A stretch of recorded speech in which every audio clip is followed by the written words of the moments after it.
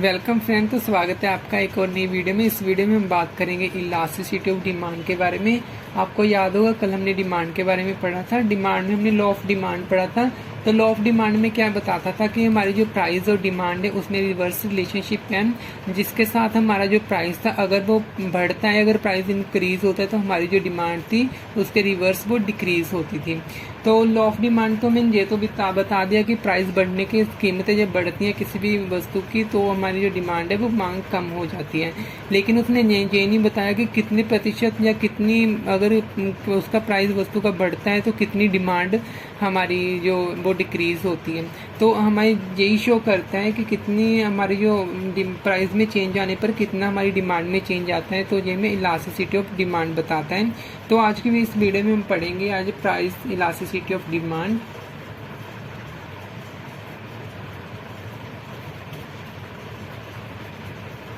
Price elasticity of demand में सबसे पहले तो ये बताता है, इसका जो मीन है कि हमारी प्राइस में कितने प्रतिशत चेंज आने पर हमारी डिमांड में कितने प्रतिशत चेंज आता है।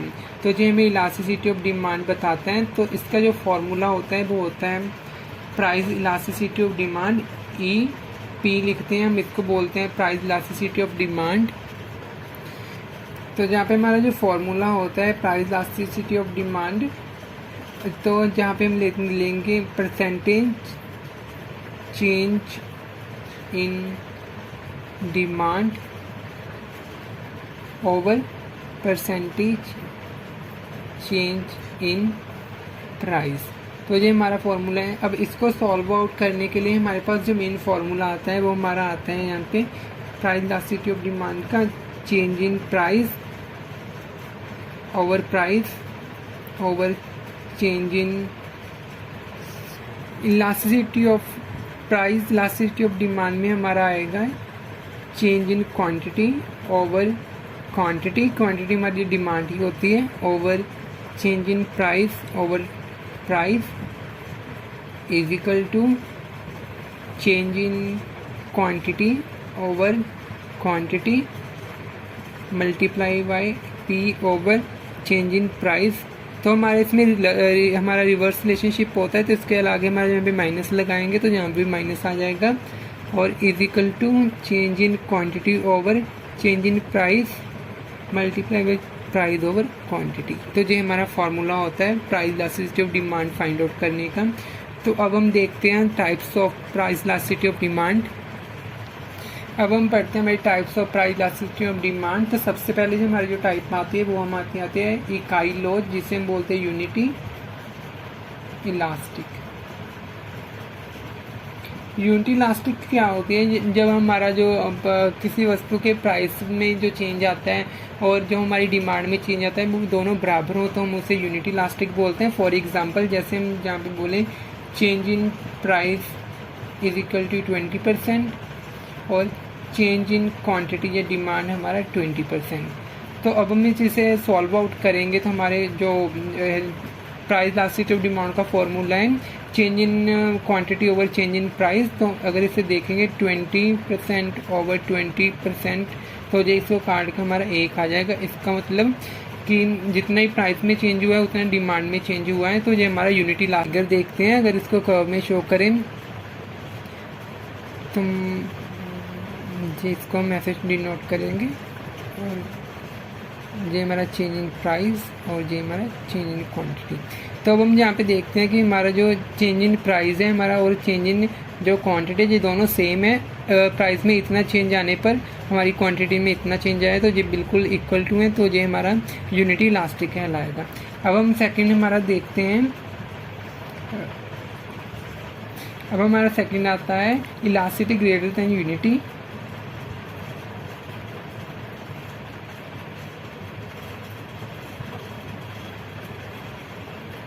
इकाई से ज़्यादा लोच। ये हमारे ये होता है कि अगर हमारी जो प्राइस में जो चेंज आता है अब उससे ज़्यादा जो हमारी डिमांड में चेंज आ जाता है।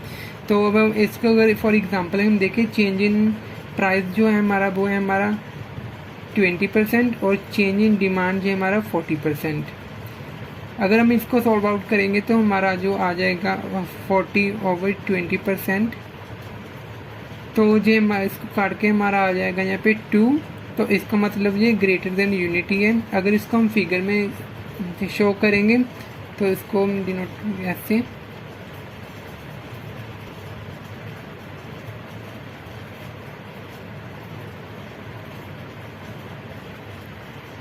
अब हमारे पास यहाँ पे शो होता है जो हमारा प्राइस में चेंज आया है, ये हमारा प्राइस और क्वांटिटी है।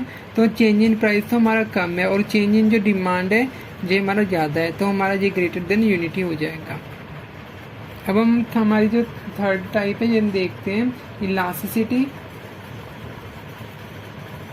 Less than unity. इसमें हमारा होता है जो हमारे जो प्राइस में चेंज आने पर हमारी जो डिमांड है उसमें कम चेंज आता है। तो हमारा अगर प्राइस में कुछ चेंज होगा तो जो हमारी डिमांड है उसमें उससे कम चेंज आएगा। तो अगर मैं इसको फॉर एग्जांपल के हिसाब से देखें तो चेंज इन प्राइस जो हमारा है वो हमारा यहाँ पे है 40% और चेंज इन डिमांड जो हमारा 20%। अगर इसको हम प्राइस इलास्टिसिटी ऑफ डिमांड के फॉर्मूले से देखेंगे तो हमारा change in quantity 20% over change in price हमारा 40%, ये हमारा आ जाएगा 1/2। तो इसका मतलब जो लेस देन 1 है तो इसका मतलब ये इलास्टिसिटी लेस देन यूनिटी है। तो अगर इसके हम फिगर देखेंगे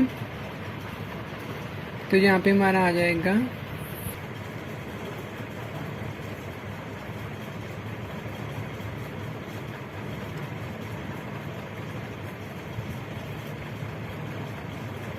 अब हम देखते हैं जब हमारी जो प्राइस और क्वांटिटी है, हमारी जो प्राइस है इसमें तो ज़्यादा चेंज आया और जो हमारी क्वांटिटी है इसमें हमारा कम चेंज आया है, तो ये हमारा जो कि लेस देन यूनिटी।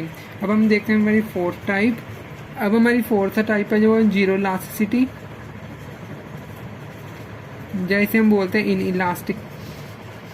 तो इसमें हमारा होता है हमारी जो प्राइस में चेंज आने पर हमारी जो डिमांड है उसमें बिल्कुल भी कोई चेंज नहीं आता। तो ये इसको हम जीरो इलास्टिसिटी या इन इलास्टिसिटी बोलते हैं। ये हमारी रूटीन की जो हमारी गुड्स होते हैं जो हम यूज़ करते हैं, कंज्यूम करते हैं, जैसे हमारा साल्ट हो गया, शुगर हो गया, ऐसी चीज़ों के ऊपर ये लगता है जिसमें डिमांड में बिल्कुल भी कोई चेंज नहीं आता हमारे प्राइस में चेंज होने पर। तो इसकी फॉर एग्जाम्पल हम देखें, हम मान लेते हैं यहाँ पर हमारा चेंज इन प्राइस हमारा 20% है और चेंज इन क्वांटिटी हमारी 0 है, इसमें कोई भी चेंज नहीं आया। तो अब अगर हम इसे देंगे तो 0% ओवर 20%, तो ये हमारा आ जाएगा 0। तो इसका मतलब है कि हमारी जो जीरो इलास्टिसिटी प्राइस से चेंज होने पर हमारी जो डिमांड में वही चेंज नहीं आया। तो अब इनसे फिगर में डिनोट करेंगे, हम देखेंगे तो ये हमारा हो जाएगा ऐसे, जहाँ पे मैं शो करता है हमारा जो प्राइस था वो तो जहाँ से होकर जहाँ पे कम हो गया, चेंज इन जो प्राइस है, लेकिन हमारी जो डिमांड है इधर उसमें कोई चेंज भी नहीं आया। तो ये हमारा ऐसे हो जाएगा, इसके हम फिगर ऐसे शो कर सकते हैं। अब हम देखते हैं हमारी लास्ट वाली टाइप। अब हमारी जो लास्ट टाइप है इन्फिनिटी इलास्टिक है, इसको हम परफेक्टली इलास्टिक भी बोलते हैं। तो इन्फिनिटी इलास्टिक या परफेक्टली इलास्टिक का मतलब होता है जब हमारी प्राइस में कोई भी चेंज ना आए, जब प्राइस के ऊपर कोई भी चेंज ना आने पर हमारी डिमांड में वो चेंज आ जाए। मतलब कि प्राइस में तो बिल्कुल भी कोई चेंज नहीं होता लेकिन हमारी डिमांड में चेंज हो गया, तो उसे हम बोलते हैं इन्फिनिटी इलास्टिक। तो इसके फॉर एग्जांपल हम देखें तो चेंज इन प्राइस है हमारा 0%, चेंज इन डिमांड जो हमारा मान लिया हमने 10%।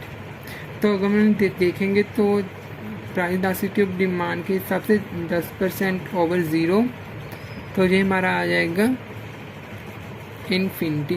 तो इसका मतलब ये इसे हम सॉल्व ही नहीं कर सकते कभी भी, तो ये हमारे इन्फिनिटी इलास्टिक और परफेक्टली इलास्टिक कहलाएगा। अगर हम इसकी फिगर देखेंगे तो जैसे हम ऐसे शो करते हैं,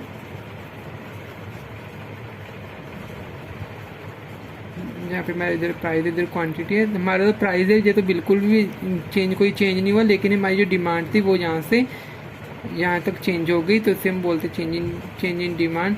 तो इसे हम ऐसे डिनोट करते हैं इन्फिनिटी इलास्टिक। तो आज की वीडियो में हमने देखा इलास्टिसिटी ऑफ डिमांड के बारे में, इसकी डेफिनेशन और इलास्टिसिटी ऑफ डिमांड की जो टाइप्स थी 5 ये देखी। अगर आपको जो वीडियो हमारी अच्छी लगी हो तो वीडियो को लाइक करना, हमारे चैनल को सब्सक्राइब जरूर कीजिएगा। Thank you for watching.